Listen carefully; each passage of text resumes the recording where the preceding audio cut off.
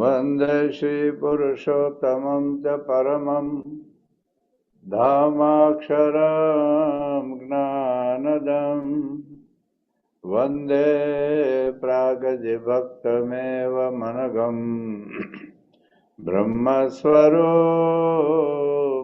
મુદા વંદે યજ્ઞપુરુષદાસચરણં શ્રીયોગિરાજં તથા વંદે શ્રી પ્રમુખં મહંત ગુણિનાં મોક્ષાય ભક્ત્યા સદા.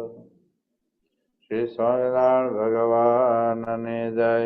શ્રી અક્ષર પુરુષોત્તમ મહારાજની જય. શ્રી ગુણાતીતાનંદ સ્વામી મહારાજની જય. શ્રી ભગતજી મહારાજની જય. શ્રી શાસ્ત્રીજી મહારાજની જય. શ્રી યોગીજી મહારાજની જય. શ્રી પ્રમુખ સ્વામી મહારાજની જય. શ્રી મહંત સ્વામી મહારાજની જય. સુરત અક્ષરધામ મહોત્સવની જય.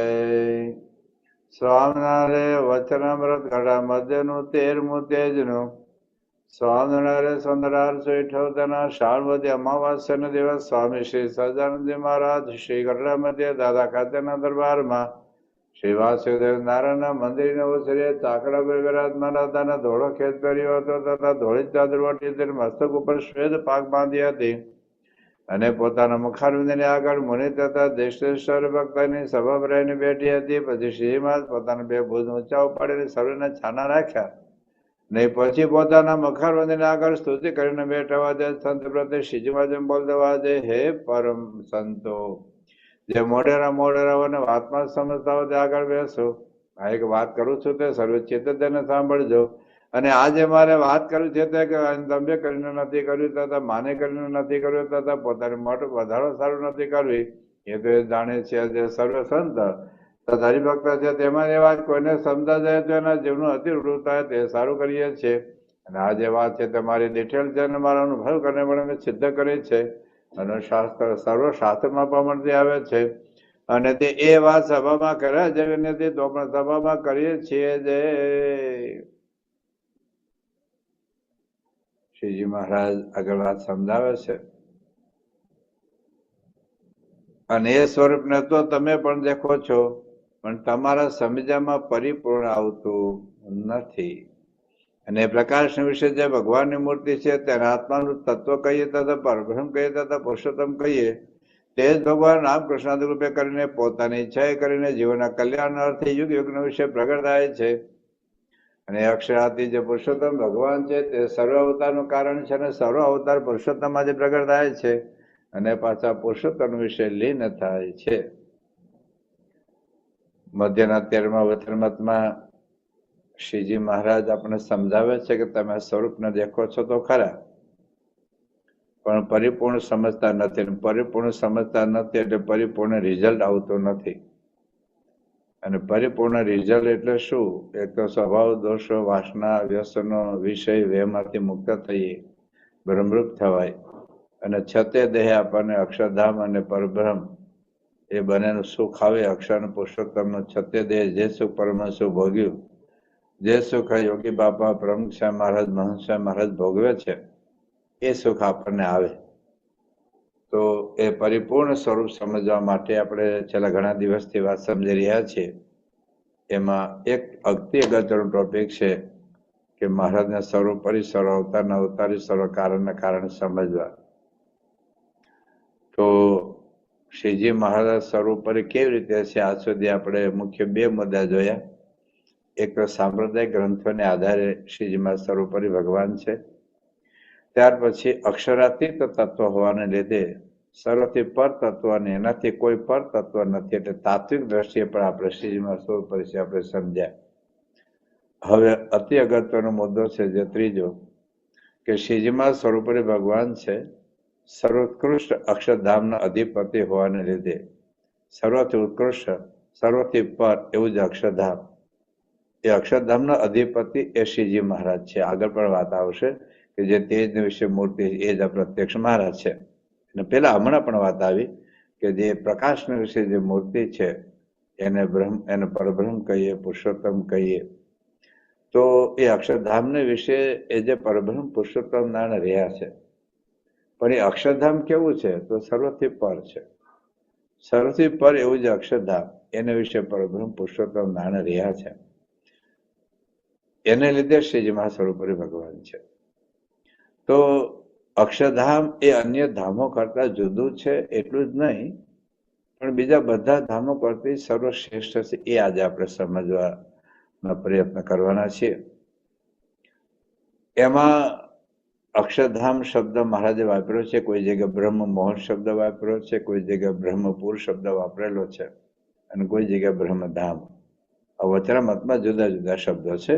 અક્ષરધામ, બ્રહ્મ મહોલ, બ્રહ્મ એટલે અક્ષર, એનો મહોલ એટલે એનો રાજમહેલ, બ્રહ્મ મહોલ, બ્રહ્મપુર બ્રહ્મનું શહેર, અને બ્રહ્મધામ બ્રહ્મનું ધામ. તો આ અક્ષરધામ છે એ સર્વથી પર છે, સર્વોત્કૃષ્ટ છે, અને એના અધિપતિ પરબ્રહ્મ પુરુષોત્તમ નારાયણ એ જ ભગવાન સ્વામી નારાયણ છે. એટલે શ્રીજીમાં સ્વરૂપે ભગવાન છે.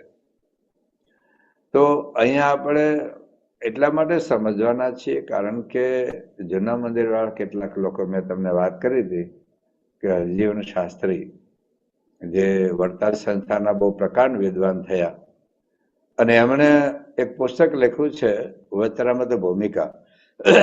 અને વચરામૃત ભૂમિકામાં એણે એવો પ્રયાસ કરેલો છે કે શ્વેતદ્વીપ, બદ્રિકાશ્રમ, ગોલોક અને વૈકુંઠ અને અક્ષરધામ એ બધે પર્યાયવાચી શબ્દો છે. એક જ સ્થાનના જુદા જુદા નામ છે. જેમ દાખલા તરીકે અમદાવાદ, અહેમદાબાદ, શ્રીપુર, કર્ણાવતી એ એક જ શહેરના જુદા જુદા પર્યાયવાચી શબ્દો છે, જુદા જુદા શહેર નથી. જેમ અમદાવાદ, વડોદરા, સુરત એ જુદા જુદા શહેર થયા, એમ અમદાવાદ, કર્ણાવતી, શ્રીપુર, અહેમદાબાદ એ જુદા જુદા શહેર નથી, એક જ શહેરના જુદા જુદા નામ છે.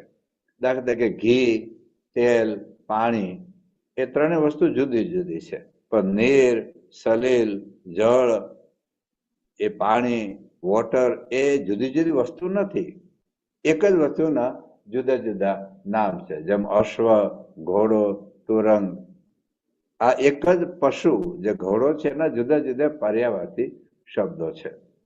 એમ એ લોકો એવું કહેવા માંગે છે કે શ્વેતદ્વીપ, બદ્રિકાશ્રમ, પછી ગોલોક, વૈકુંઠ અને અક્ષરધામ સ્થાન એક જ છે. જેમ અમદાવાદ સ્થાન એક જ છે, શહેર એક જ છે, પરંતુ એના જુદા જુદા નામ છે. જેમ કોઈ છોકરાનું નામ હોય પિન્ટુ હોય, પણ એનું મૂળ નામ તો યોગેશ હોય, પણ એને પિન્ટુ પેન્ટુ કરતા હોય. તો એ પર્યાયવાચી શબ્દો છે. પણ અહીંયા આપણે સમજવાનો પ્રયાસ કરવાના છીએ કે સમજણ ખરેખર તદ્દન ખોટી છે. એને ભલે પ્રયાસ કર્યો છે, પણ વચનામૃતના શબ્દો, સંપ્રદાયના ગ્રંથોના સંદર્ભો અને હિન્દુ સનાતન શાસ્ત્રોના સંદર્ભો જોઈએ તો એ લોકો જુદું જુદું માને છે. આપણે ભેગું હું કામ માનવાનું? આજે દાખલા તરીકે અમેરિકા વાળા છે એ ન્યુયોર્ક, પછી શિકાગો, એટલાન્ટા આ બધા જુદા જુદા શહેર એ લોકો માને છે. આપણે પછી દોઢ ડાપણ કરવાની શું જરૂર છે કે ન્યુયોર્ક અને શિકાગો, ટોરોન્ટો બધા અથવા તો એટલાન્ટા, એડિસન બધા એક જ શહેરના જુદા જુદા નામ પર્યાયવાચી શબ્દો છે. ભાઈ એ લોકોના સ્થાન જુદા છે, બે શહેર વચ્ચેનું ડિસ્ટન્સ જુદું છે, બે શહેરના એના એરિયા જુદો છે. જેમ ભાવનગર શહેર અને સુરત શહેરનો એરિયા સરખો નથી, બેની વસ્તી સરખી નથી, બેના મેયર એક નથી, જુદા શહેર છે.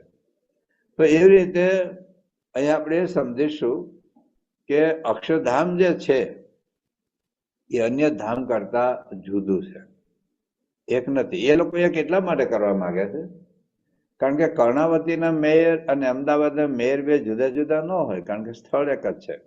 અમદાવાદના મેયર, કર્ણાવતીના મેયર અને શ્રીપુરના મેયર એક જ હોય. હા, અમદાવાદના મેયર અને સુરતના મેયર જુદા હોય કારણ કે શહેર જુદા છે.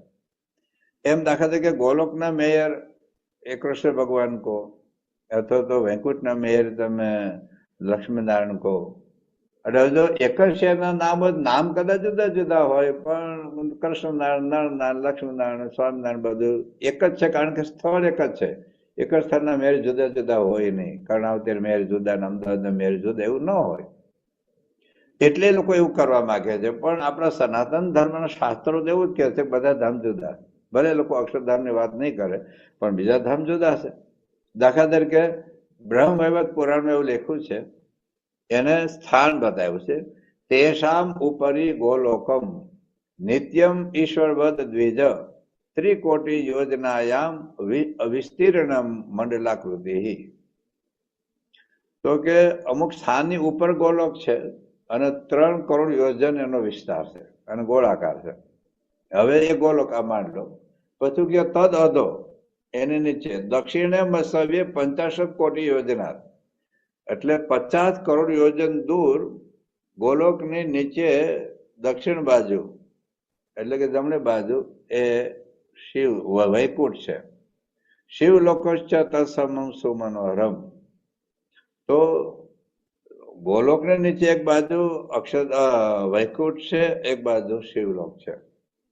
તો એ બ્રહ્મવૈવર્ત પુરાણમાં લખ્યું છે, બ્રહ્મખંડ અધ્યાય 2 છે. એટલે અને ઉપરાંત એ પ્રકૃતિ ખંડ જે છે બ્રહ્મવૈવર્ત પુરાણમાં, એમાં ગોલોકનું વર્ણન જુદું છે, વૈકુંઠનું વર્ણન જુદું છે. ગોલોકના અધિપતિ જુદા છે, વૈકુંઠના અધિપતિ જુદા છે. ગોલોકના અધિપતિ કૃષ્ણ ભગવાન બતાવ્યો છે, ત્યાં સીધામાં અને રાધિકા વગેરે ભક્તો બતાવ્યા છે, જ્યારે વૈકુંઠમાં જય વિજય વગેરે ભક્તો બતાવ્યા છે. આ તો સનાતન શાસ્ત્રોની વાત છે, એમાં ગોલોક વૈકુંઠ જુદા જ બતાવ્યા. એટલે હવે આપણે વચનામૃતના આધારે આપણે જોઈશું કે હકીકતમાં એ જુદા જુદા છે.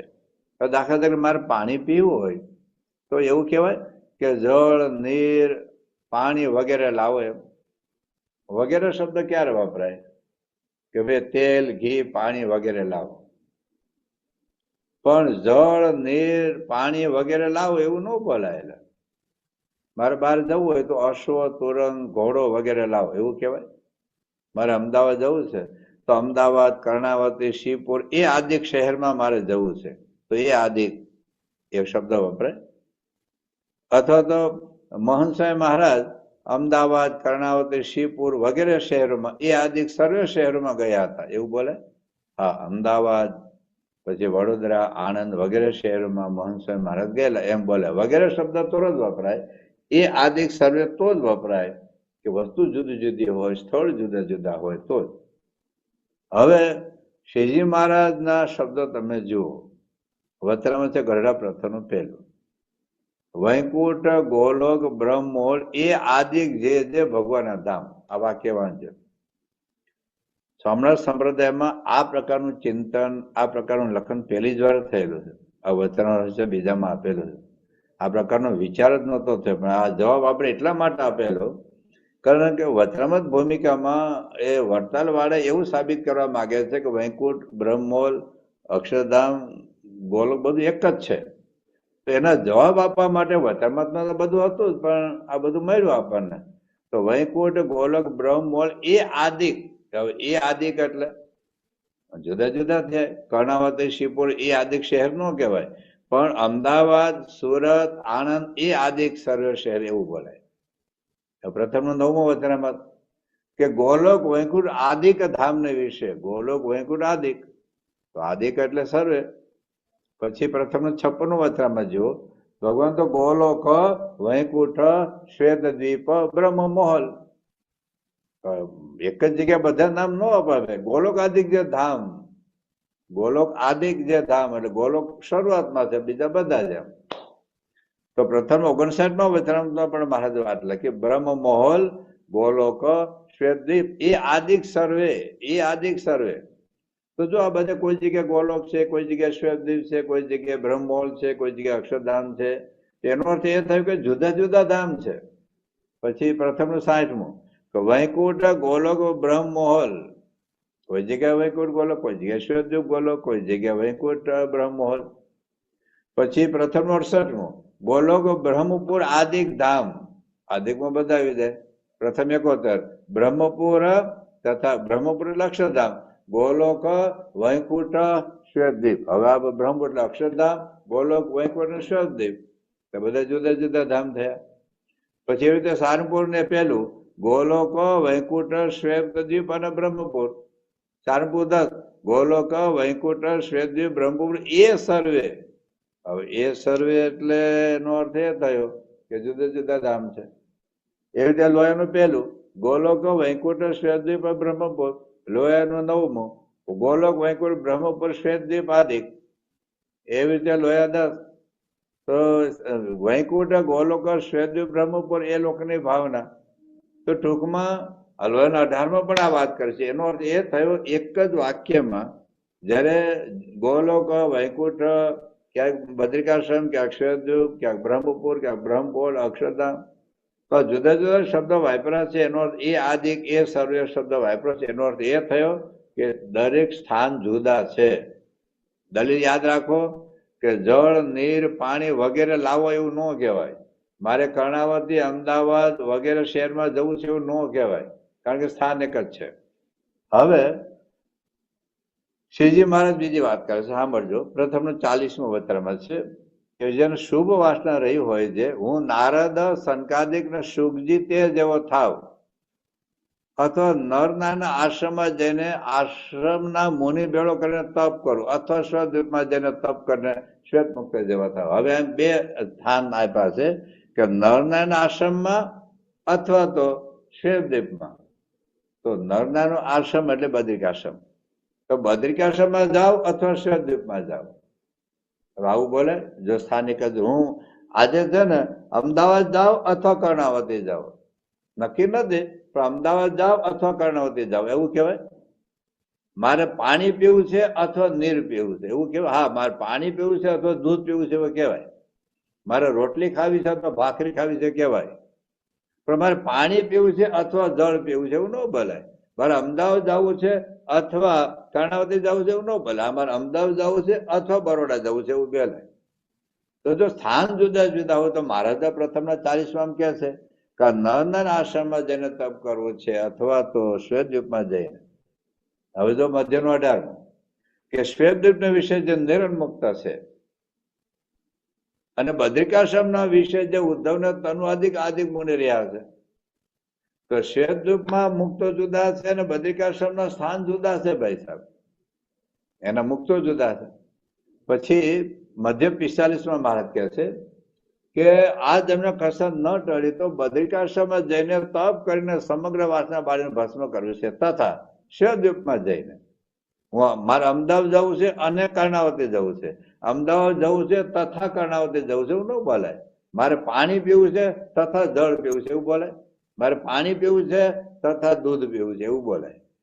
તો મારે તથા શબ્દ વાપર્યો છે, કોઈ જગ્યાએ અન્ય શબ્દ વાપર્યો છે, કોઈ જગ્યાએ અથવા શબ્દ વાપર્યો છે. એનો અર્થ એ થયો કે ધામ જુદા છે. હવે મારા જો લોહીના 14 મધ્ય 26માં શું કહે છે કે ગોલોકમાં શ્રી કૃષ્ણ ભગવાન રહ્યા છે. લોયા 14 મધ્ય 26માં મહારાજ કહે છે ગોલોકમાં શ્રી કૃષ્ણ ભગવાન રાધિકાના સીધામાં વગેરે રહે છે. તથા સારંગપુર 14 અને અંત્ય 22માં કહે છે કે વૈકુંઠમાં જય વિજય રહે છે અને લક્ષ્મીનારાયણ રહે છે.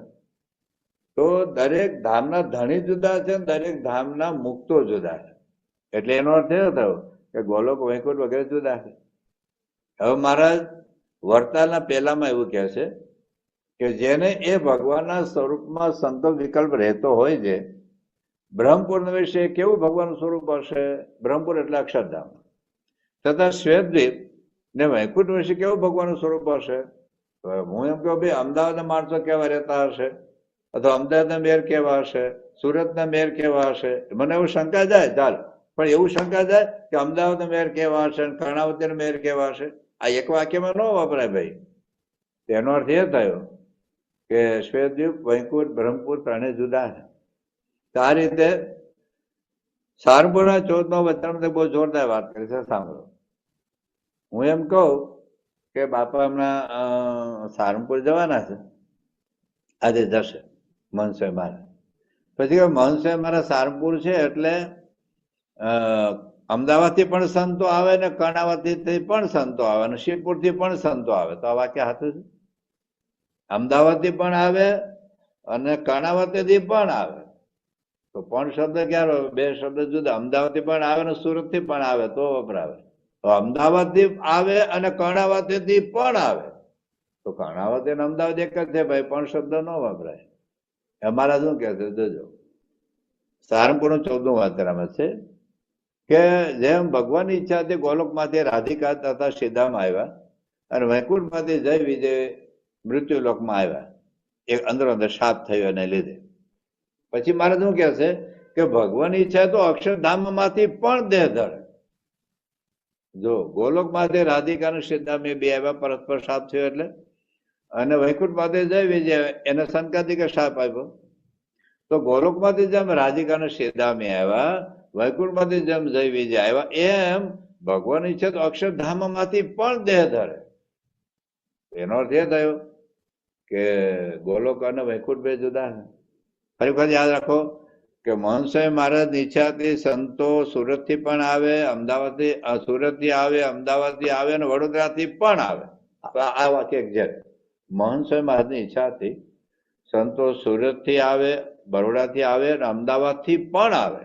પણ એવું ન બોલે કે મોહન સ્વામી જ્યાંથી સુરત, અમદાવાદથી આવે, કર્ણાવતીથી આવે અને શિવપુરથી પણ આવે. અરે એક જ સ્થાન છે. મોહન સ્વામીની ઈચ્છાથી હું જળ પીવું, પાણી પીવું અને નીર પણ પીવું, એવું થોડું વાપરાય. તો પણ શબ્દ વાપર્યો છે, જ્યાં અથવા શબ્દ વાપર્યો હોય, પણ શબ્દ વાપર્યો હોય, અને શબ્દ વાપર્યો હોય, એનો અર્થ એ થયો કે વસ્તુ જુદી છે, સ્થાન જુદા છે. તો આ દરેક ધામ જુદા છે. તો પછી કેટલાક વચરામૃતમાં મહારાજ એવું લખ્યું છે કે આ ભગવાન એટલે શ્રીજી મહારાજ વૈકુંઠ, ગોલોક, બ્રહ્મપુર એ સર્વે ધામના પતિ છે. વૈકુંઠ, ગોલોક, બ્રહ્મમોહન એ સર્વે ધામના પતિ છે. શ્રીજી મહારાજ બધા ધામના પતિ કેવી રીતે હોય? પછી એવી વાત બીજો શબ્દ છે, ગોલોક, વૈકુંઠ, શ્વેતદ્વીપ, બ્રહ્મ એ સર્વેના સ્વામી પુરુષોત્તમ ભગવાન છે.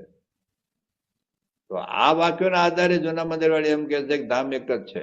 એવું નથી. એટલે હું તમને સમજાવું કે આ ભગવાન એટલે શ્રીજી મહારાજ પોતાની વાત કરે છે. એ વૈકુંઠ, ગોલોક, બ્રહ્મમોહન એ સર્વે ધામના પતિ. એ સર્વે એટલે જુદા જુદા થઈ જ ગયા, એ નક્કી. બીજું વાક્ય છે કે ગોલોક, વૈકુંઠ, શ્વેતદ્વીપ, બ્રહ્મપુર એ સર્વેના, એ સર્વે એટલે જુદા થઈ ગયા, સ્વામી પુરુષોત્તમ ભગવાન છે.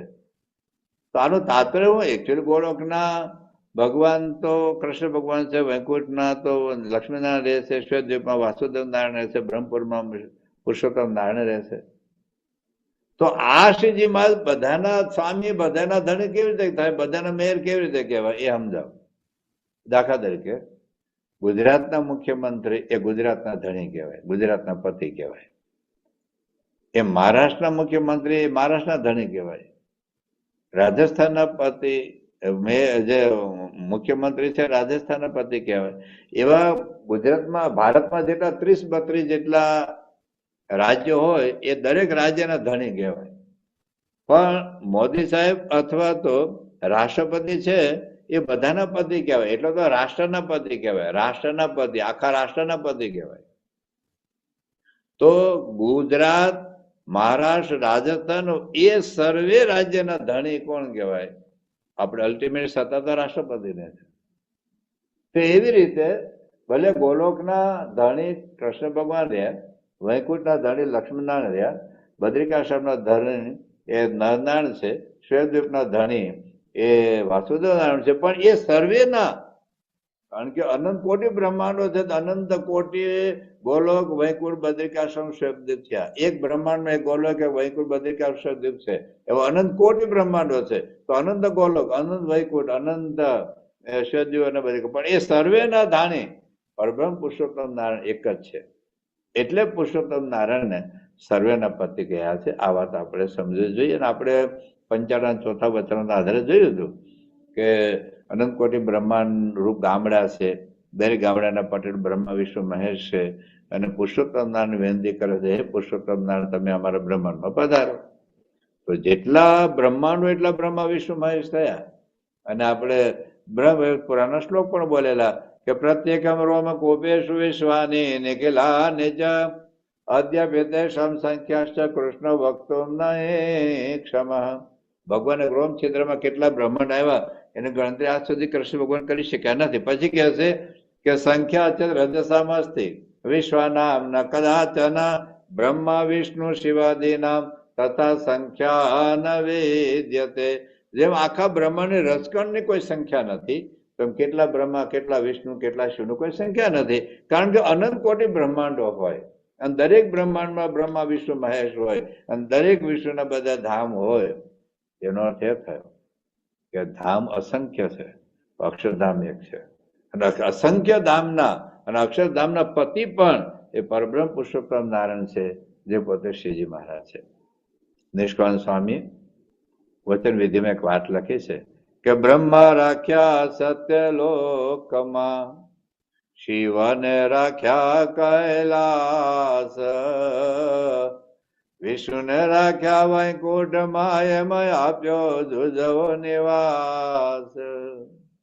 આ પરબ્રહ્મ પુરુષોત્તમ નારાયણ દરેકને પોતપોતાની જવાબદારી જુદી જુદી સોંપી.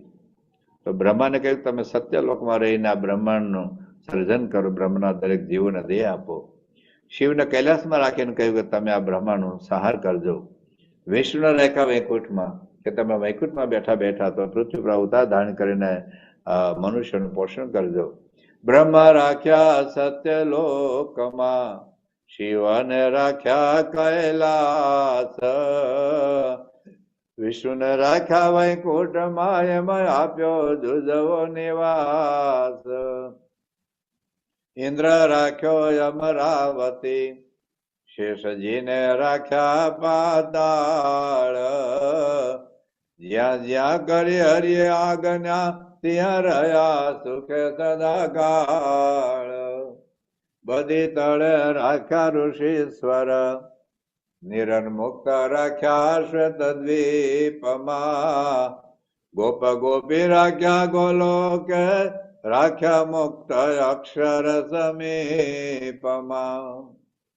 તો બદ્રિકાશ્રમની અંદર એ નરનાને રાખ્યા નિર્મુક્ત રાખ્યા શ્વેત દ્વીપમાં, ગોપ ગોપીઓને રાખ્યા ગોલોકમાં, પણ અક્ષર મુક્તોને પોતાની સાથે રાખ્યા. તો દરેક ધામના મુક્તો અહીંયા જુદા છે. વાત થઈ.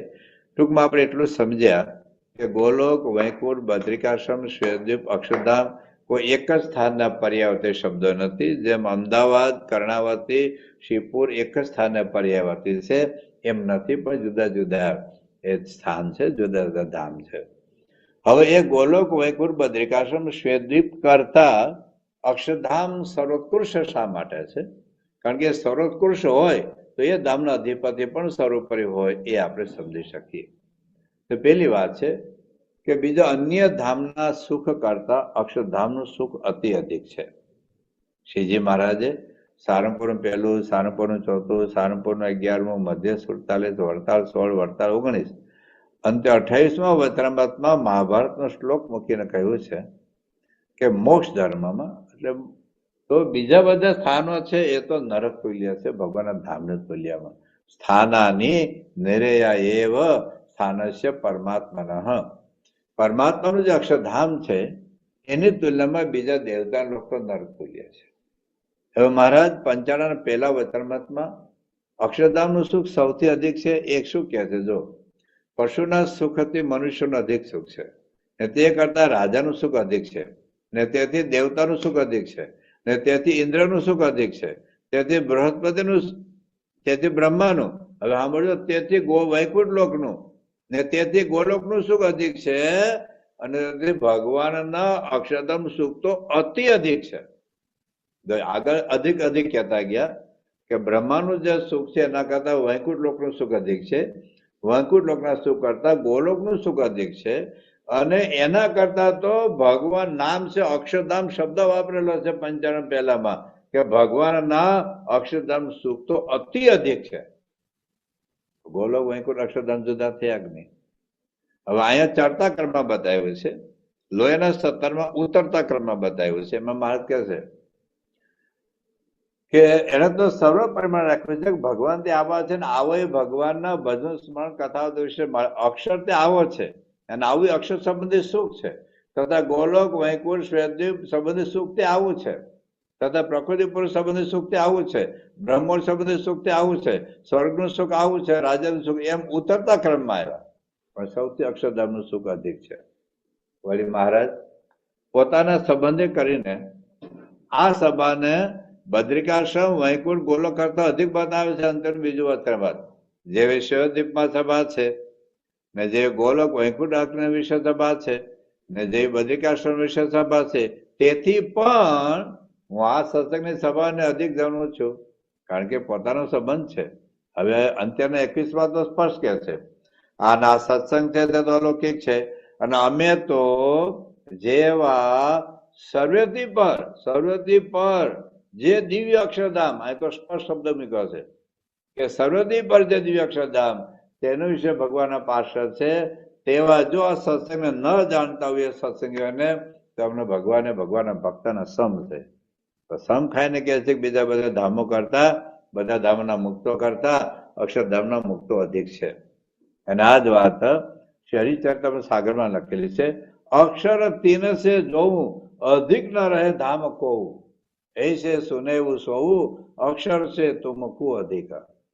એટલે અક્ષરધામ સિવાય બીજા કોઈ ધામ અધિક નથી, કારણ કે એમાં સુખ અધિક છે. બીજું છે અક્ષરધામ અવિનાશી છે. બીજા બધા ધામો કાળે કરીને નાશ, હા જેમ જીવડા નાશ પામે તો ક્ષણે ક્ષણે નાશ પામી જાય, એના કરતા આપણું આયુષ્ય વધારે છે. આપણા આયુષ્ય કરતા દેવતાનું આયુષ્ય વધારે છે. દેવતા કરતા બ્રહ્મા વિષ્ણુ મહેશનું આયુષ્ય વધારે છે. પણ અંતે તો બધાનો નાશ થાય છે. 4 પ્રકારના પ્રલય છે. આજે પ્રથમના 12મા વચનામૃતમાં અને બધા વચનામૃતમાં 4 પ્રકારના પ્રલયની વાત કરી છે. તો નિત્ય પ્રલય ક્ષણે ક્ષણે જે પૃથ્વી પર જીવો મરે છે, જીવો તો નાશ નથી પામતા, એનો દેહ નાશ પામે છે, તો નિત્ય પ્રલય કહેવાય. નિમિત્ત પ્રલય એટલે બ્રહ્માનો એક દિવસ 12 કલાકનો એક દિવસ થાય એટલે 10 લોક નાશ પામે, એટલે આપણે બધા નાશ પામીએ, એને નિમિત્ત પ્રલય કહેવાય. પછી પાછો રાત્રિ દરમિયાન પ્રલય રહે, વળી પાછો બ્રહ્મા સવારે જાગે ત્યારે પાછો 10 લોક પાછા ઉત્પન્ન થાય, નિમિત્ત પ્રલય. પ્રાકૃત પ્રલય એટલે બ્રહ્માનું આયુષ્ય 100 વર્ષનું પૂરું થાય તો પ્રધાન પુરુષનું બધું જ હંકેલાઈ જાય. તો એનો અર્થ એ થયો કે બ્રહ્મા વિષ્ણુ મહેશનું ઉપર અનિરુદ્ધ પ્રદ્યુમ્ન સંકર્ષણ છે, જે વિરાટનાની ઉપર અનિરુદ્ધ પ્રદ્યુમ્ન સંકર્ષણ, એની નીચે બ્રહ્મા વિષ્ણુ મહેશ. અનિરુદ્ધ પ્રદ્યુમ્ન સંકર્ષણ ઉપર 4 નિર્ગુણ મૂર્તિ છે, કૃષ્ણ નારાયણ, લક્ષ્મી નારાયણ, નર નારાયણ, વાસુદેવ નારાયણ. તો એ પ્રધાન પુરુષ નીચે બધું જ નાશ પામી જાય છે, તો ગોલોક વૈકુંઠ કેમ ના રહે? પ્રાકૃત પ્રલયમાં જ નાશ પામે છે આ એક બ્રહ્માંડ. આત્યંતિક પ્રલયમાં તો અનંત કોટી બ્રહ્માંડો બધા નાશ પામી જાય, ખાલી પ્રકૃતિ એક અક્ષર બ્રહ્મના તેજમાં લીન થઈ જાય. બાકી જેટલો અનંત કોટી બ્રહ્માંડો, તો અનંત કોટી બ્રહ્માંડમાં એક બ્રહ્માંડમાં બ્રહ્મા વિષ્ણુ મહેશ અનિરુદ્ધ પ્રદ્યુમ્ન સંકર્ષણ એક હોય, એક બ્રહ્માંડમાં પછી લક્ષ્મીનારાયણ, નારાયણ, વાસુદેવ નારાયણ, તમે કૃષ્ણ નારાયણ એક હોય, તો ગોલોક વૈકુંઠ બદ્રિકાશ્રમ શ્વેતદ્વીપ હોય. તો આ એક બ્રહ્માંડમાં જયારે બ્રહ્માનું 100 વર્ષનું આયુષ્ય પૂરું થાય, આખું બ્રહ્માંડ નાશ પામી જાય. આ બીજા બ્રહ્માંડો હશે, પરંતુ જયારે પ્રાકૃત પ્રલય થાય ત્યારે બધા બ્રહ્માંડ નાશ પામી જાય. અનંત કોટી બ્રહ્માંડના અનંત ગોલોક વૈકુંઠ બદ્રિકાશ્રમ અંતે નાશ પામી જાય. નાશ પામી જાય એટલે શું થાય કે ઈશ્વર કોટીમાં ભળી જાય અને જીવો જીવ કોટીમાં ભળી જાય. હા, પછી જે બ્રહ્માંડમાં પરબ્રહ્મ પુરુષોત્તમ નારાયણ પ્રગટ હોય ત્યાં મનુષ્ય દેહ ધારણ કરાવીને, પોતાની નિષ્ઠા કરાવીને, પોતાનો નિશ્ચય કરાવીને અંતે અક્ષરધામમાં લઈ જાય. એ વાત એ આપણી જેમ લક્ષ 84માં ભટકતા નથી, પણ જ્યાં પરબ્રહ્મ પુરુષોત્તમ નારાયણ પ્રગટ હોય, આ બ્રહ્માંડનો દાખલા તરીકે નાશ થયો, તો આ બ્રહ્માંડના જે ધામ છે, એ ધામના જે ધણી અને એ ધામના જે મુક્તો છે, જ્યાં મહારાજ બીજા બ્રહ્માંડમાં પ્રગટ હોય ત્યાં મનુષ્ય દેહ ધારણ કરાવી, પોતાને નિષ્ઠા કરાવીને બ્રહ્મરૂપ કરીને અક્ષરધામમાં લઈ જાય. આ વાત એ આપણે સમજવાની છે. તો અક્ષરધામ અવિનાશી છે. મહારાજે પ્રથમ 12, અંત્ય 10, કાર્યાણી 7 આ બધામાં લખ્યું છે કે અંતે કાંઈ રહેતું નથી. મધ્યનું 24મું મહારાજ કહે છે ધામ, ધામ એને મુક્ત, ધામ, ધામ એને મુક્ત, એ સિવાય બધું જ નાશ પામી જાય.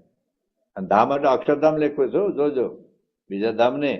ભગવાનનું જે અક્ષરધામ મધ્ય 24 ને તે ધામને વિશે એવી જે ભગવાનની મૂર્તિ ને તે ધામને વિશે એવા જે ભગવાનના ભક્ત, તે વિના જે લોક છે બધા લોક, એટલે બ્રહ્મલોક એટલે ગોલોક લોક, વૈકુંઠ લોક લો, શ્વેતદ્વીપ બદ્રિકાશ્રમ, સત્યલોક, કૈલાસ લોક, તેના જે લોક છે તે લોક વિશે એવા જે દેવ છે, દેવના જે વૈભવ છે તે સર્વે નાશવંત છે.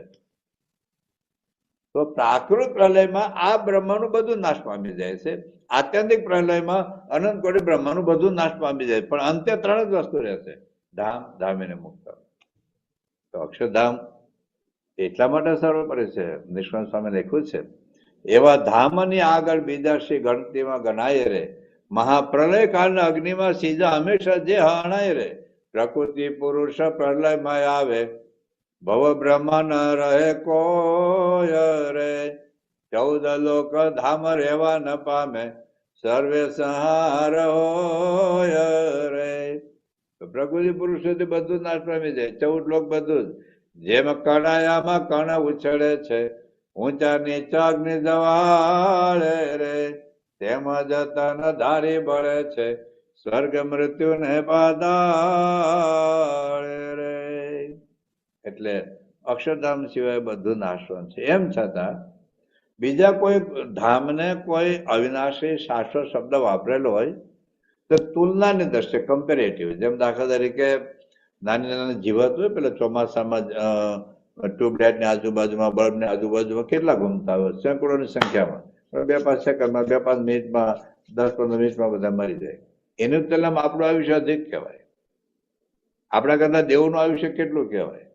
તો અને દેવોની દ્રષ્ટિએ તો બ્રહ્માનું આયુષ્ય તો કેટલું બધું છે, 100 વર્ષ. એટલે આપણા બગડા ઉપર 17 મીંડા કરો ને, દ્વિપરાર્ધ બગડા પર 17 મીંડા કરો, એટલું બ્રહ્માનું આયુષ્ય છે. હવે એની તુલનામાં આપણું આયુષ્ય શું કહેવાય? કદાચ આપણે 100 વર્ષ જીવીએ, પણ તે બ્રહ્માંડના આયુષ્ય તુલનામાં આપણે કઈ જ ન કહેવાય. પણ છતાં જીવડા કરતા આપણે અવિનાશી કહેવાય. જીવડા એ તો 2-5 મિનિટમાં મરી જાય. એમ કમ્પેરેટિવલી, કારણ કે ગોલોક વૈકુંઠ બધે ક્યારે નાશ પામે? બગડો કરો અને 17 મીંડા કરો, જેટલા વર્ષ થાય ત્યારે આ બ્રહ્માંડ નાશ પામે. એટલે એટલા વર્ષ, એટલે આપણી કલ્પનામાં જ આવે એવું નથી, એટલે અવિનાશી કહ્યા છે. પણ જયારે પ્રાકૃત પ્રલય થાય ત્યારે આ બ્રહ્માંડના બધા ધામ નાશ પામી જાય. આત્યંતિક પ્રલય થાય ત્યારે અનંત કોટી બ્રહ્માંડના બધા ધામ નાશ પામી જાય છે. અંતે તો એકમાત્ર અક્ષરધામ રહે છે. અક્ષરધામ રહેલા મહારાજ રહે છે. અક્ષરધામમાં બધા મુક્તો રહે છે. માયાનું બધું જ કાર્ય માયામાં લીન થઈ જાય છે. માયા એક પાર્ટિકલ એટમની જેવી માયા એ અક્ષર બ્રહ્મના ચિદાકાશની અંદર લીન થઈ જાય છે. પછી જયારે પાસે સૃષ્ટિ થવાની હોય ત્યારે પરબ્રહ્મ અક્ષર બ્રહ્મ સામે દ્રષ્ટિ કરે, અક્ષર બ્રહ્મ મુક્તામે દ્રષ્ટિ કરે.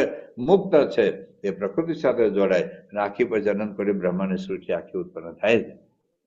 એટલે અક્ષરધામ એકમાત્ર વિનાશી છે, બીજા બધા નાશવંત છે. એક ત્રીજી વાત એ છે, પેલું આપણે એ જોયું અક્ષરધામનું સુખ સૌથી અધિક છે. બીજું આપણે એ જોયું કે અક્ષરધામ અવિનાશી છે, બીજા બધા ધામ નાશવંત છે. અને ત્રીજી વાત છે કે અક્ષરધામમાં કોઈ માયિક ભાવ જ નથી, કારણ કે જે ગુણાતીત થાય, રજોગુણ, તમોગુણ અને સત્વગુણ 3 ગુણથી જે પર થાય એને જ અક્ષરધામનો પ્રવેશ છે. બ્રહ્મરૂપ જાગર અક્ષરધામનો પ્રવેશ છે જ નહીં. જ્યારે બીજા ધામોમાં આ પ્રશ્નો થયા છે. દાખલા તરીકે બ્રહ્મ વૈવર્ત પુરાણ છે, પ્રકૃતિ ખંડના 49મા અધ્યાયમાં એક વાત લખી છે કે સીદામા અને રાધિકા ઝઘડો થયો. અહીંયા જે પૃથ્વી ઉપર જે સુદામા હતા એ નહીં હો, એ સુદામા તો પોરબંદરના હતા, કૃષ્ણ ભગવાનના બાળ ગોઠિયા હતા. પણ અક્ષરધામમાં એક મુક્ત હતા, એ સીદામા અને રાધિકા સાથે બહુ ક્લેશ થયો, ઝઘડા થયા, અને બધી જોરદાર વાતો બ્રહ્મ પુરાણમાં લખી છે કે રાધિકા એ કૃષ્ણ ભગવાન સાથે ઝઘડવા આવ્યા અને એમાં સીદામા એ કૃષ્ણ ભગવાનનો પક્ષ રાખ્યો, એમાં અંદર અંદર શાપ થયા, ત્યારબાદ પૃથ્વી ઉપર આવ્યા. તો ત્યાં આ બધા રજોગુણ તમોગુણના ભાવ આવ્યા ને પછી ભાગવતની અંદર 3જો સ્કંદ 15મો 16મો અધ્યાય છે, એમાં જય વિજય ભગવાનના પાળા હતા, પાર્ષદ હતા અને ચોકી કરતા હતા. અને એ વખતે સનકાદિક 4 એ ઋષિ એ દર્શન કરવા આવ્યા, મારે ત્યારે ભગવાનના દર્શન કરવા છે. તો જય વિજય ના પાડી, ત્યારે ભગવાન આરામમાં છે. અને એમાં પછી સનકાદિકનો ગુસ્સો આવી ગયો અને સનકાદિકને ગુસ્સો આવ્યો અને આ બેને શાપ આપી દીધો, જાઓ તમે અસુરીઓની જાઓ. તો ટૂંકમાં આ ભાગવતની વાત છે, પેલી બ્રહ્મ વૈવર્ત પુરાણની વાત છે. એટલે શાસ્ત્રમાં લખેલું છે, આપણી કોઈ વાત નવી નથી. કોઈ ન કેવું આ સ્વામિનારાયણ વાળા બધું ખંડન કરે છે. આ ભાગવતમાં લખ્યું છે, બ્રહ્મ વૈવર્ત પુરાણમાં લખ્યું છે. એટલે એનો અર્થ એ થયો કે બીજા બધા ધામોમાં કંઈક માયિક ભાવ રહેલા છે. હા, આપણા પૃથ્વી પરના માયિક ભાવ કરતા એના જેવા નથી, જેમ કે 5મા ધોરણનો છોકરો ભણતો મને દાખલો નથી આવડતો, 12મા ધોરણ ભણે મને દાખલો નથી આવડતો, તો દાખલાનો પ્રકાર એક સરખા નથી. એમ આપણામાં જે માઇક સ્વભાવ છે અને આ લોકમાં જે માઇક સ્વભાવ જુદા છે. આપણે તો સંપૂર્ણ દેવભાવમાં પડેલા છીએ. એટલે એટલા માટે મહારાજ શું કહે છે કે અક્ષરધામ જેવું જે સ્થાન છે, આ બ્રહ્માંડમાં કોઈ એવું સ્થાન નથી જેની આપણે ઉપમા દેવાય, જેની આપણે તુલના કરી શકીએ. આ 2 વચરામત મહારાજ વાત કરી છે. 55 ચોથું વચરામત છે, અમદાવાદનું 6ઠું વચરામત છે કે ભગવાનનું જે બ્રહ્મધામ છે એને કોઈ ધામની ઉપમા ન દેવાય તેવું છે. એટલે અજોડ છે, અદ્વિતીય છે. તો આ રીતે અક્ષરધામ અન્ય ધામ કરતા જુદું છે. હવે શ્રી હરિચરિત્રામૃત સાગર છે. શ્રી હરિચરિત્રામૃત સાગર આદરાનંદ સ્વામી લખેલો છે. 80,000 કંડિકાઓ છે. એમાં શ્વેતદ્વીપમાં કોણ જાય, બદ્રિકાશ્રમમાં કોણ જાય, વૈકુંઠ લોકમાં કોણ જાય, ગોલોકમાં કોણ જાય અને અક્ષરધામમાં કોણ જાય, કેવા કેવા ભક્તો જુદા જુદા ધામમાં જાય છે, એનું આખું નિરૂપણ કર્યું છે. એનો અર્થ એ થયો કે આર્ટ્સ કોલેજમાં કોણ જાય, કોમર્સમાં કોણ જાય, એન્જિનિયરિંગ કોલેજમાં કોણ જાય, મેડિકલ કોલેજમાં કોણ જાય, મેડિકલમાં પાછું હોમિયોપેથી કોલેજમાં કોણ જાય, આયુર્વેદિક કોલેજમાં કોણ જાય, એલોપેથીમાં કોણ જાય. તેનો તો બધી કોલેજો જુદી છે ભાઈ, બધી કોલેજો જુદી છે, કારણ દરેકની પાત્રતા જુદી છે. તો હવે એમાં લખ્યું છે કે તેહી ભક્ત વૈકુંઠ પાવે, મરે તબ દિવ્ય દેહ રહાવે. એમાં ભગવાનનું શરણનો સ્વીકાર કરે, ભગવાનની ભક્તિ કરે, તો આવું બધું નિરૂપણ કર્યું છે, એ ભક્તને પામે. પછી ગોલોકમાં દેવબોધ શ્રી કૃષ્ણ ભગવાનની મૂર્તિ હૃદયમાં ધારીને ગદગદ અને ભક્તિ કરે, એ ગોલોકને પામે. એટલે વૈકુંઠના અધિપતિનું ભજન કરે, વૈકુંઠને પામે. અને ગોલોકમાં જે દેવબોધ શ્રી કૃષ્ણ ભગવાન છે, વૈકુંઠમાં ચતુર્ભુજધારી વિષ્ણુ નિરૂપણ છે. વૈકુંઠમાં ચતુર્ભુજધારી છે, ગોલોકમાં કૃષ્ણના દ્વિભુજ છે. એટલે ધામ જુદા છે, ધામના ધણી જુદા છે, ધામના મુક્તો જુદા છે. તો ગોલોક ધામ પામે ધામ એક અછું સદે ન એ, જે કૃષ્ણ ભગવાન ભક્તિ કરતા હોય.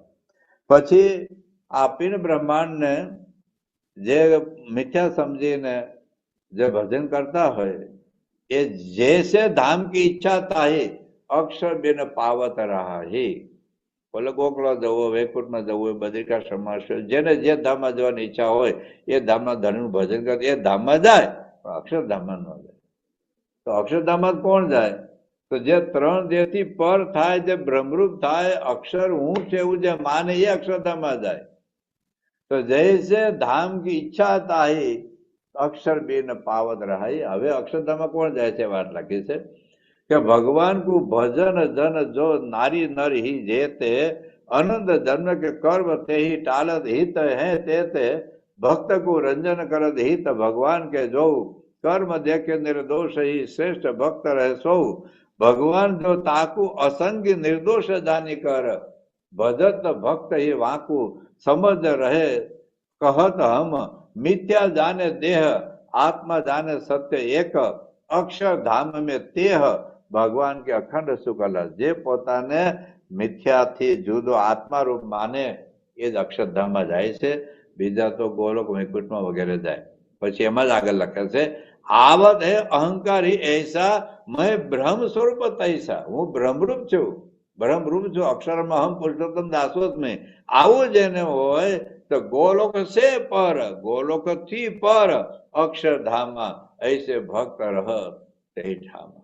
જે પોતાના અક્ષરરૂપ માને છે એ ગોલોકથી પર અક્ષરધામ માને છે. એનો અર્થ કે ગોલોકથી પર અક્ષરધામ છે. આ રીતે જુદા જુદા ધામમાં જુદા જુદા લોકો જાય છે. એનો અર્થ એ થયો કે શ્વેતદ્વીપ, બદ્રિકાશ્રમ, વૈકુંઠ, ગોલોક, અક્ષરધામ એક જ સ્થાને પર્યાપ્ત એ શબ્દો નથી, પણ જુદા જુદા ધામ છે. હવે અહીંયા આપણે એક પ્રશ્ન એવો છે કે વચરામૃતનો જે પડથારો છે એમાં અને પ્રથમનું 7મું વચરામૃત અને વર્તાના 18મા વચરામૃતમાં એવું લખ્યું છે કે ગોલોક મધ્ય અક્ષરધામ, ગોલોક મધ્ય અક્ષરધામ. એનું શું સમજવું? તો જૂના મંદિર વાળા એવું સમજાવે છે આ વચરામૃત ભૂમિકામાં કે દાખલા તરીકે ગઢડા શહેર છે અને એમાં સ્વામિનારાયણનું મંદિર છે, તો ગઢડા શહેર એ ગોલોક અને સ્વામિનારાયણનું મંદિરનું જે કેમ્પસ છે ને એ અક્ષરધામ. દાખલા તરીકે સ્વામિનારાયણનું મંદિર એ ગોલોક અક્ષરવર્ણી છે ને જ્યાં મહારાજ રહેતા હતા એ અક્ષરધામ. દાખલા સારંગપુર આખું ગામ છે ને, સારંગપુર ગામ એ ગોલોક, પણ બીએપીએસ નું મંદિર એ અક્ષરધામ.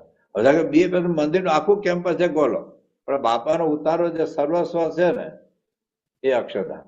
એટલે એવું કે છે કે ગોલોક એ શહેર છે અને અક્ષરધામ એ મહારાજના રહેવાનો બંગલો. એટલે કે ગોલોક મોટું થયું.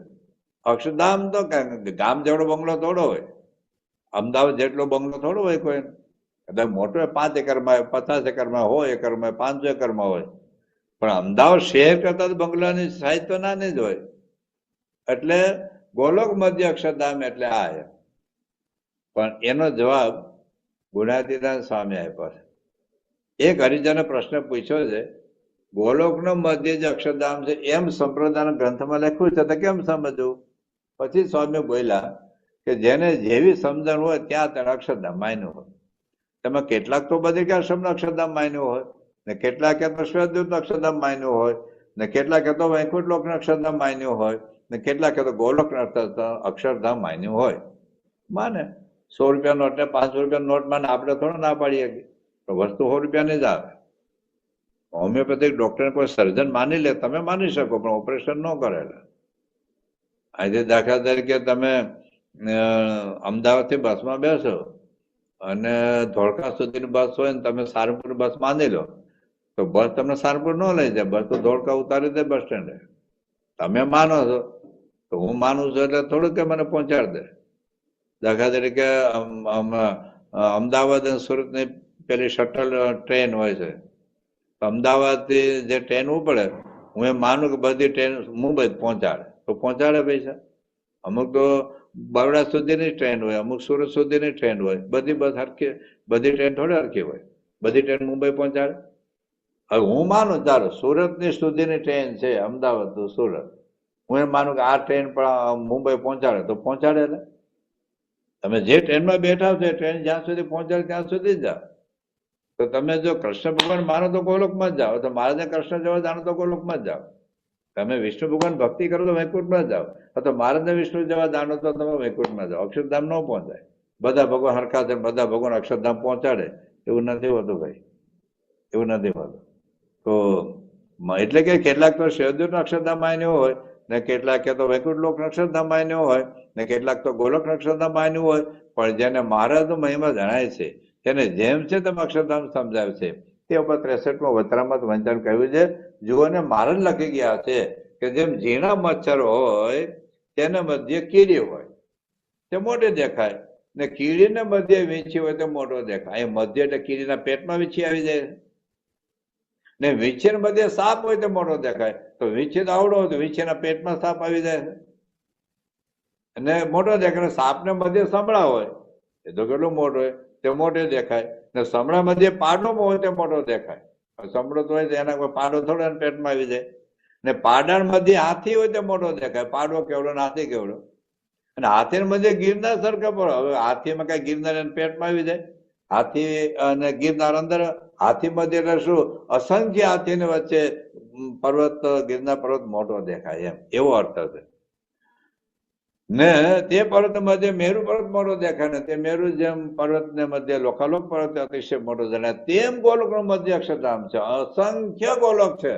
જેમ અસંખ્ય હાથીની તુલનામાં ગિરનાર મોટો છે, અસંખ્ય કીડીની મધ્ય જેમ વીંછી મોટો, અસંખ્ય વીંછી મધ્ય જેમ સાપ મોટો, અસંખ્ય પાડાઓની વચ્ચે હાથી મોટો દેખાય. કારણ કે 500 પાડા હોય ને હાથી એકલો હોય તો 500 પાડાનું વજન ભલે ટોટલ વધારે હોય, પણ 500 પાડા ને હાથી એક સરખે ઉભા હોય તો હાથી સૌથી મોટો દેખાય. તો 500 પાડા મધ્ય હાથી મોટો દેખાય એવું છે. પણ એનો અર્થ એવો નથી કે પાડાના પેટમાં હાથી મોટો છે, એવો અર્થ નથી. તો અર્થ એવો છે કે અસંખ્ય ગોલોક છે, અસંખ્ય વૈકુંઠ લોક છે, અસંખ્ય શ્રદ્ધ્યુપ, જેટલા બ્રહ્માંડ એટલા ગોલોક વૈકુંઠ બધા સંશ્રદ્ધ્યુપ, એ સર્વની મધ્ય અક્ષરધામ એ મોટું છે. તો એવું પણ કઈ એક હાથીમાં ગિરનાર પર્વત આવી ગયો એમ નથી. બીજો અનંત પર્વતને મૂકીને ગિરનાર પર્વતને ગણ્યો છે, ને બીજો અનંત પર્વતને મૂકીને મેરુ પર્વતને ગણ્યો છે, બીજો અનંત પર્વતને મૂકીને લોકાલોક પર્વત ગણ્યો છે. તેમ અનંત ધામને મૂકીને અક્ષરધામને કહ્યું છે. પણ કઈ ગોલોકમાં અક્ષરધામ આવી ગયું એમ નથી. બીજા ધામની તો અવધિ કહી છે, અક્ષરધામની તો અવધિ નથી. આ સિદ્ધાંત વાર્તા. તો આ વાત લખી છે ગુણાતીતાનંદ સ્વામીની ત્રીજા પ્રકરણની 23મી વાત છે. તો અહીં સુધી આપણે એટલું સમજ્યા. પહેલી વાત એ સમજ્યા કે બધા ધામ જુદા જુદા છે, પર્યાવર્તી શબ્દો નથી. બીજું આપણે એ સમજ્યા કે અન્ય બધા ધામ કરતા અક્ષરધામ એ સર્વથી પર છે, સૌથી મોટું છે. કારણ કે એનું સુખ અધિક છે, એ અવિનાશી છે, એમાં કોઈ માયિક ભાવ નથી. હવે કેટલીક વાતો આપણે આગળ જોઈ ગયા છીએ, પણ છતાં આપણે ફરી વખત યાદ કરી લઈએ કે જેમાં સ્પષ્ટ લખ્યું છે કે વૈકુંઠ, બદ્રિકાશ્રમ, શ્વેતદ્વીપ, ગોલોક અને અક્ષરધામ જુદા છે એટલું નહીં, અક્ષરધામ સર્વથી પર છે. દાખલા તરીકે ગુણાતીતાનંદ વાત છે, બીજા પ્રકારની બીજી વાત છે. એમાં સ્વામી એવું કહે છે કે સર્વ કરતા ઉપાસના સમજવું એ મોટું સાધન છે, ને સર્વમાં ઉપાસના મુખ્ય બળવાન છે. ઉપાસના હું સમજવાનું છે. તે સર્વોપરી ને સર્વ અવતારના અવતાર અને સર્વ કારણના કારણ મહારાજને સમજવો એ સમજવાનું છે. પછી શું કે છે?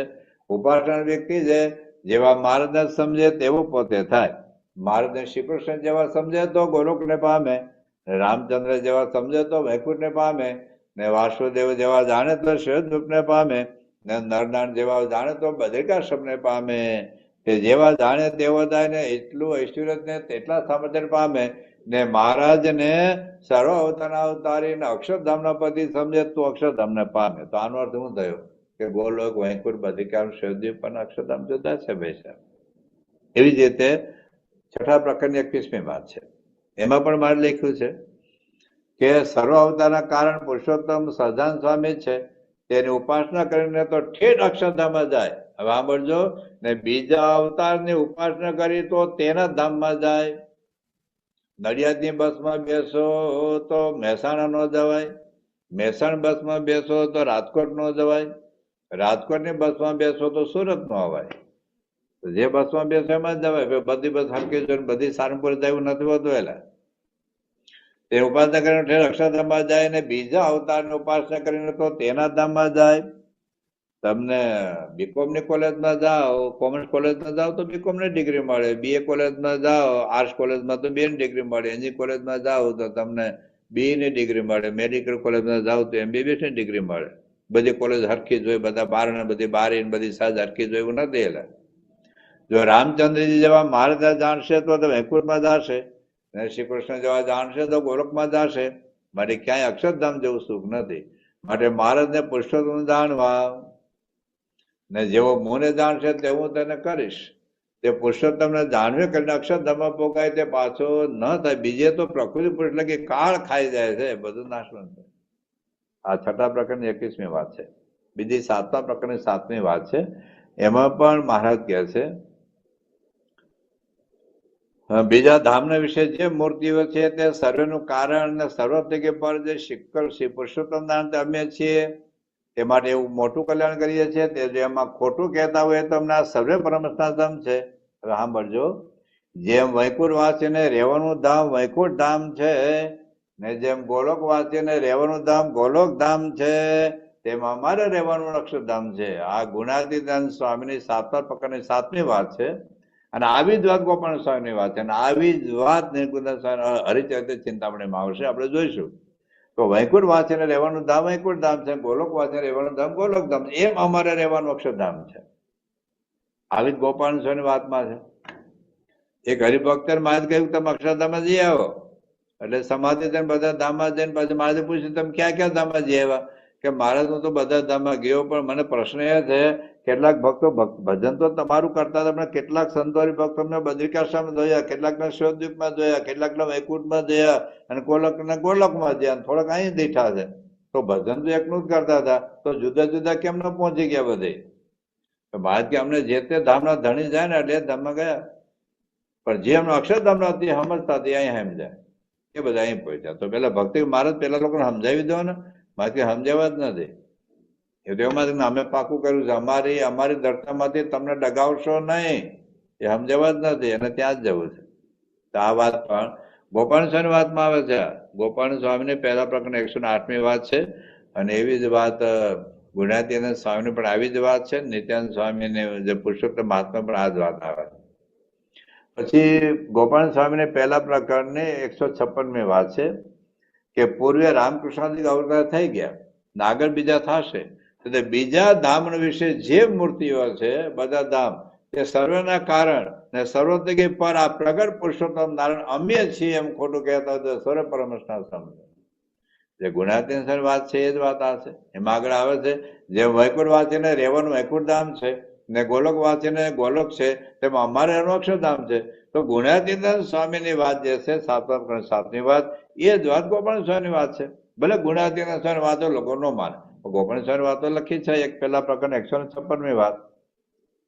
એટલે આવી તો ગુણાતીત ગોપાલ સ્વામી બીજી પણ વાત છે, પહેલા પ્રકરણ 172 વાતમાં આ જ વાત આવે છે. પછી નિર્ગુણદાસ સ્વામીની વાત છે.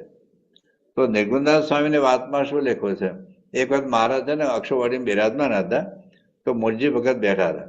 એટલે મૂળજી ભગત એટલે આપણા ગુણાતીત સ્વામી નહીં, કે એમણે કહ્યું અક્ષરધામ અધિપતિ પુરુષોત્તમ નારાયણ અવતારી તો અનંત કોટી બ્રહ્માંડના છે, તેમાં પ્રતિ બ્રહ્માંડ એક એક વાર પધારે છે. મહારાજ આ વાત કરે છે. બીજા અનેક અવતાર પ્રતિ બ્રહ્માંડમાં દયા કરે છે. આ બ્રહ્માંડ અવતારો અનેક વાર આવે પણ પરબ્રહ્મ એક જ વાર આવે. તેને ભજીને તેના ભક્ત તેમના ધામને પામે છે. જેટલા અવતાર આવ્યા, રામને આવ્યો તો રામના ધામે ગયા, કૃષ્ણ આવ્યો તો એના ધામમાં ગયા. જયારે પુરુષોત્તમ બ્રહ્માંડમાં પધારે છે ત્યારે તેમનો આશ્રય કરીને તેમના ભક્ત જે અક્ષરધામને પામે છે. અવતારના ભક્ત નથી પામતા. રામનું ભજન કરે વૈકુંઠમાં ગયા, કૃષ્ણ ભજન કરે તો ગોલોકમાં જાય ભાઈ. પણ મહારાજનું જે ભજન કરે ને મહારાજને અક્ષરધામ અધિપતિ સમજે એ જ અક્ષરધામમાં જાય. તો આ પણ નિર્ગુણદાસ સ્વામી વાતોમાં 107મી વાત છે. પછી શ્રી હરિચરિત્ર ચિંતામણી છે. શ્રી હરિચરિત્ર ચિંતામણીમાં પણ મહારાજના એક પ્રસંગ મૂક્યો છે કે સંતદાસી છત્યાદેવ બદ્રિકાશ્રમ વગેરે જતા હતા. તો સંતદાસજીમાં પ્રશ્ન પૂછ્યો કે હે મહારાજ, બ્રહ્માંડ પ્રત્યે ભગવાનની 10 મૂર્તિઓ રહી છે ને ગોલોકધામ કહ્યું છે તે કેમ સમજવું?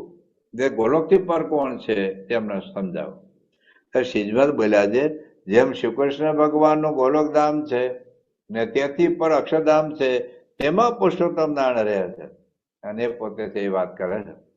તો આ રીતે બધા ધામ જુદા છે એટલું જ નહીં, ધામના ધણી જુદા છે એટલું જ નહીં, અક્ષરધામ સર્વથી પર છે ને અક્ષરધામના જે અધિપતિ છે એ શ્રીજી મહારાજથી આપણે મધ્યના 9મા વચનામૃતમાં, મધ્યના 13માં આવે છે, અંત્યના 38મા વચનામૃત આપણે સંદર્ભ જોઈ લો કે સર્વથી પર અક્ષરધામ છે, તે સર્વોપરી પરબ્રહ્મ પુરુષોત્તમ નારાયણ બિરાજમાન છે, અનંત જીવનના કલ્યાણ અર્થે પૃથ્વી પર પ્રગટ થયા છે.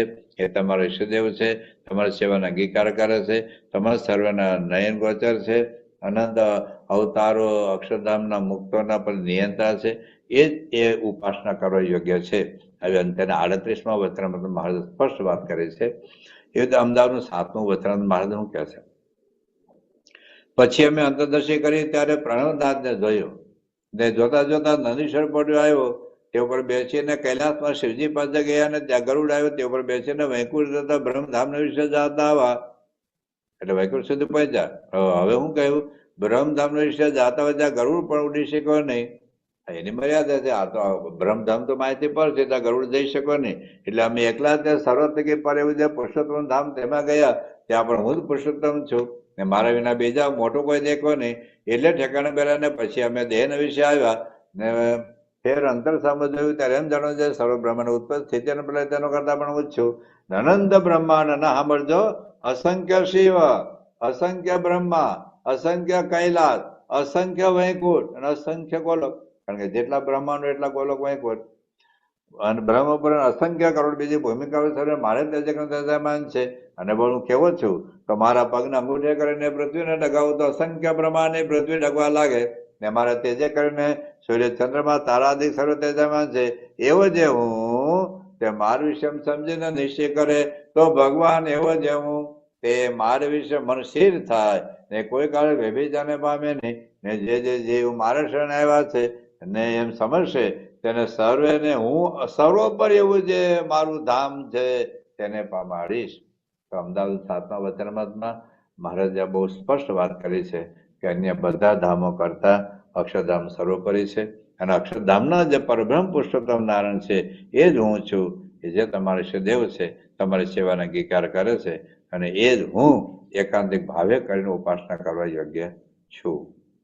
તો આ ટોપિકમાં આપણે એટલું જ જોયું કે અન્ય બધા ધામો કરતા અક્ષરધામ જુદું છે એટલું જ નહીં, અક્ષરધામ સર્વથી પર છે, અને અક્ષરધામ સર્વથી પર છે એટલે અક્ષરધામમાં રહેલા જે પરબ્રહ્મ પુરુષોત્તમ નારાયણ અને એ જ આ શ્રીજી મહારાજ છે. એટલે શ્રીજી મહારાજ સર્વોપરી સર્વ અવતારના અવતારે સર્વ કારણના કારણ છે. આ ટોપિક અહીંયા આપણે પૂરો કરીએ છીએ. આપણે આવતા શુક્રવારે શ્રીજીમાં સર્વોપરી ભગવાન છે એમના અસાધારણ ઐશ્વર્ય અને કાર્યને આધારે આપણે જોઈશું. ત્યાર પછી આપણે સર્વોપરીપણાનું પ્રકરણ કદાચ પૂરું થઈ જશે.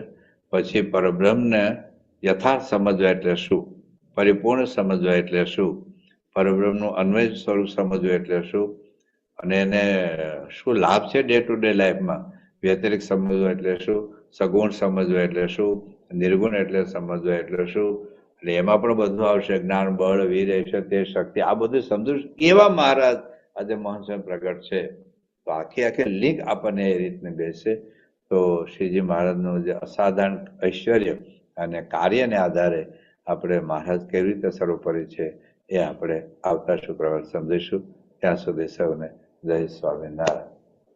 ગુણાતીતમ ગુરુમ પ્રાપ્ય બ્રહ્મરૂપમ નિજાત્મનઃ વિભાવ્ય દાસ ભાવેન સ્વામિનારાયણં ભજે. શ્રી હરિમ સાક્ષરમ સર્વદેવેશ્વરમ ભક્તિ ધર્માત્મજમ દિવ્ય રૂપમ પરમ શાંતિદમ મુક્તિદમ કામદમ કારણમ સ્વામિનારાયણમ નીલકંઠમ ભજે. શ્રી હરિમ